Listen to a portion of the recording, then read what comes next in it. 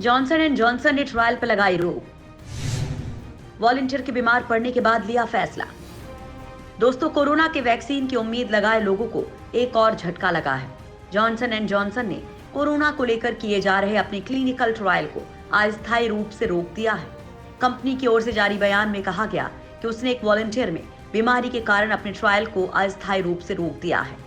Johnson and Johnson ने कहा कि वॉलंटियर की बीमारी की समीक्षा और मूल्यांकन एक स्वतंत्र डेटा और सुरक्षा निगरानी बोर्ड के साथ साथ कंपनी के क्लिनिकल और सुरक्षा वैज्ञानिकों की तरफ से किया जा रहा है। कंपनी ने कहा कि बड़े ट्रायल में ऐसे अस्थायी रोक चलते रहते हैं, जिसमें 10,000 से ज्यादा लोगों पर ट्रायल किया जाता है। इस महीने की शुरुआत में जॉनसन एंड जॉनसन अमेरिका में वैक्सीन बनाने वालों की शॉर्टलिस्ट में शामिल हुआ है। जॉनसन एंड जॉनसन की AD26-CoV2S वैक्सीन अमेरिका में चौथी ऐसी वैक्सीन है जो क्लिनिकल ट्रायल के आखिरी फेज में है।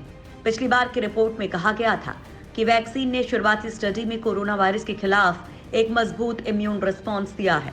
रिसर्चर्स ने कहा था कि अब तक के क्लिनिकल ट्रायल के रिजल्ट के आधार पर कोई गंभीर दुष्प्रभाव नहीं थे। जॉनसन एंड जॉनसन ने हाल ही में इस वैक्सीन के आखिरी फेज का ट्रायल शुरू कर दिया था। कंपनी ने तब कहा था कि इसके तहत अमेरिका, दक्षिण Africa, Brazil, Chile, Colombia, Mexico और पेरू में 60,000 लोगों पर वैक्सीन का ट्रायल किया जाएगा। जॉनसन एंड जॉनसन की वैक्सीन के ट्रायल पर रोक लगने की खबर जाहिर तौर पर एक बड़ा झटका है। इससे पहले एस्ट्राजेनेका की वैक्सीन पर रोक लगा दी गई थी। कंपनी ने बयान में कहा कि हमने अपने कोरोना वायरस वैक्सीन के क्लिनिकल ट्रायल के लिए वॉलंटियर्स को दी जाने वाली खुराक फिलहाल के लिए रोक दी है। इसमें फेज 3 का ट्रायल भी शामिल है। हालांकि कंपनी ने वॉलंटियर की गोपनीयता का हवाला देते हुए बीमारी के बारे में अधिक जानकारी देने से इनकार कर दिया है।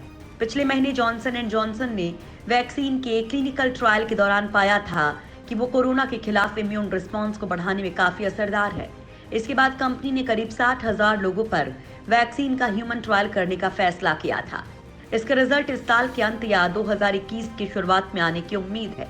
अभी कुछ दिन पहले ही यूरोपीय संघ ने जॉनसन एंड जॉनसन के साथ अपने संभावित कोविड-19 वैक्सीन की आपूर्ति के लिए 400 मिलियन लोगों के लिए एक सौदा किया है। ये EU की तरफ से वैक्सीन खरीद का तीसरा अनुबंध है। पहले 2 में एस्ट्राजेनेका और सनोफी के साथ हुए समझौते शामिल थे। दरअसल जॉनसन एंड जॉनसन की वैक्सीन के तीसरे फेज के ट्रायल में ये परखा जाएगा कि कोविड-19 की रोकथाम में सिंगल डोज वाली वैक्सीन कारगर है या नहीं। ये कोरोना की किसी भी वैक्सीन को लेकर अब तक हुए सभी टेस्ट की तुलना में बड़ा होगा। ऑक्सफोर्ड की वैक्सीन का भी रुक चुका है ट्रायल। जॉनसन एंड जॉनसन की वैक्सीन के ट्रायल पर रोक लगने की खबर ऐसे वक्त पर आई है जब इससे पहले ऑक्सफोर्ड यूनिवर्सिटी की कोरोना वैक्सीन पर रोक लगा दी गई थी। ट्रायल में हिस्सा ले रहे एक ब्रिटिश वॉलंटियर के बीमार पड़ने के कारण ये कदम उठाया गया था। एस्ट्राजेनेका ने जब वॉलंटियर की तबीयत बिगड़ने पर ट्रायल रोका था, तब भारत में इस घटना का ट्रायल पर कोई असर नहीं पड़ेगा। भारत में जो ट्रायल हो रहा है वो ब्रिटेन में हुई घटना से पूरी तरह अलग है।